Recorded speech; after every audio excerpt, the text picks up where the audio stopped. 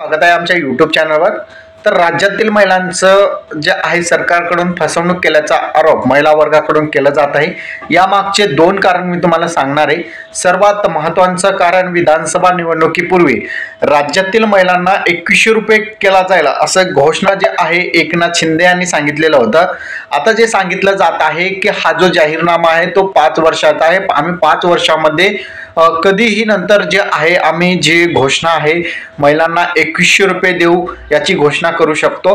पण राज्यातील महिलांचं म्हणणं आहे की तुम्ही ज्या प्रकारे जे आहेत निवडणुकीपूर्वी ज्या प्रकारे तुम्ही सांगितलेलं होतं की आम्ही निवडून आल्यानंतर राज्यातील महिलांना 2100 रुपये आम्ही देऊ, त्या प्रकारे तुम्ही घोषणा का करत नाही असा महिलांचा प्रश्न उपस्थित केलेला आहे।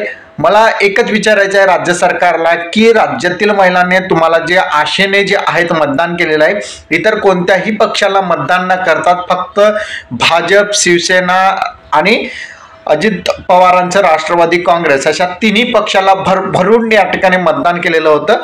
मग अशा मतदान करत असताना महिलांना एकच विचार केला की ज्या प्रकारे आता लाडक्या बहिणींना 1500 रुपये जे आहे शिंदे सरकारनं सुरू केलेलं आहे, त्याच प्रकारे जे ही सरकार पुन्हा आल्यावर 2100 रुपयांचं जे आहे शब्द दिलेला आहे तो 2100 रुपयांचं शब्दांचं पालन करेल आणि निवडून आल्यानंतर लगेचच 2100 रुपये करतील अशा आशेने जे आहेत महिला वर्गाने त्यांना मतदान केलेलं होतं। भरभरून या ठिकाणी मतदान केलेलं होतं।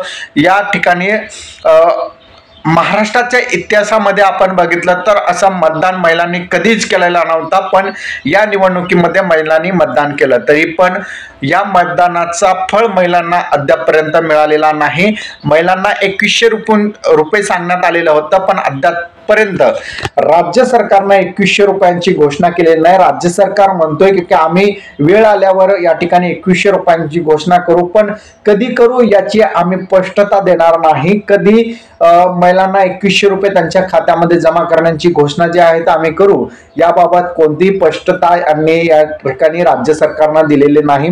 राज्य सरकारजवळ 5 वर्ष आहे। त्यांचं म्हणणं आहे की आम्ही जी जाहीरनामा काढलेली ती 5 वर्षांसाठी काढलेली कधीही त्याची घोषणा करतो। एक आता महिलांना विचारावं मतदान केलेलं आहे, तर आता राज्य सरकार जे आहे 5 वर्षाच्या शेवटच्या वर्षी जे आहे तुम्हाला 2100 रुपयांची घोषणा करू शकते। आता तर सरकारचा विचार अजिबात नाही आहे, कारण की 2100 रुपये जर सरकारला द्यायचं असतं तर निवडणुकीच्या पहिल्याच दिवशी ज्या महिलांनी मतदान केलेलं होतं सर्व जे राज्य सरकारला, त्या महिलांसाठी त्यांनी लगेचच घोषणा केली असते की आम्ही महिलांना जे आहेत 2100 रुपये आजपासूनच देऊ।